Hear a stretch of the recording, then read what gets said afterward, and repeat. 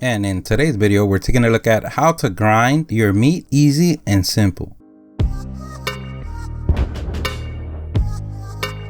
And there's nothing better than knowing where your meat comes from, either if you're grinding beef, pork, chicken, or turkey, or if you're grinding your meat to make sausages. If you want to check out our how to make sausage video, we will leave a link in the description. If you want a juicier meat, leaving a little bit of the fat is a lot better. You can also go all the way lean, but that's going to make a drier meat. And the first thing that we want to do is refrigerate the meat for half an hour or an hour before cutting it. We always want to keep the meat under 45 degrees Fahrenheit. Because remember, when grinding the meat, you're gonna get heat. And even though that rhymed, remember that safety is the #1 thing. So having the meat under that temperature is gonna keep it safe, and also you're gonna have a better grind. And doing it cold is also gonna provide you a better quality cut, which is also gonna equal to a better tasting meat.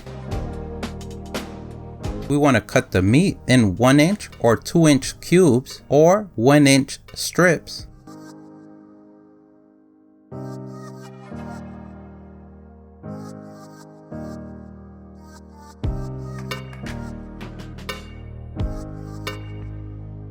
After we cut the meat in cubes or strips, we want to go ahead and place the meat back on the freezer for 20 to 30 minutes. Now, let's go ahead and take out our meat grinder. In our case, we're using the Cuisinart stand mixer meat grinder attachment. Remember that everything shown on the video, we'll leave a link in the description. But any machine that you use will work just fine. Let's go ahead and place our plate, either coarse or medium. We like to use the coarse one for our pork and beef, and we like to use our medium one for chicken and turkey. But remember, you are the captain of your operation. If you choose to grind it up with your fingers, it's okay too. At the end of the day, they don't call you scissor hands for nothing. Let's go ahead and place part of our meat on the tray.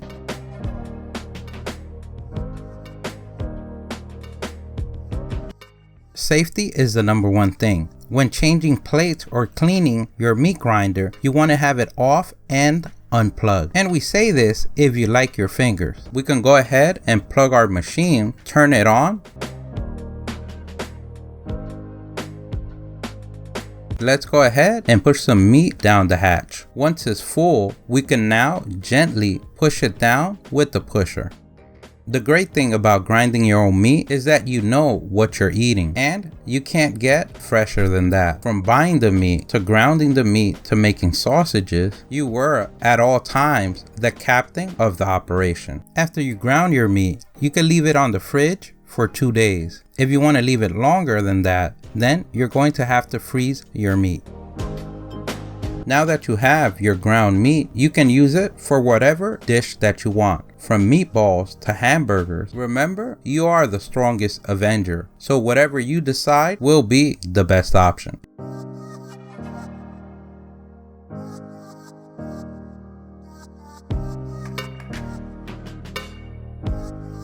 If you want to check out our hamburger patty video done 2 ways, smash and regular patty, we're going to leave a link in the description. Don't forget, if you liked the video, please give us a thumbs up. That really helps. If you have any questions, place them in the comment section below. Don't forget to subscribe, follow us on social media. Thank you for watching, and here's a link to our latest video.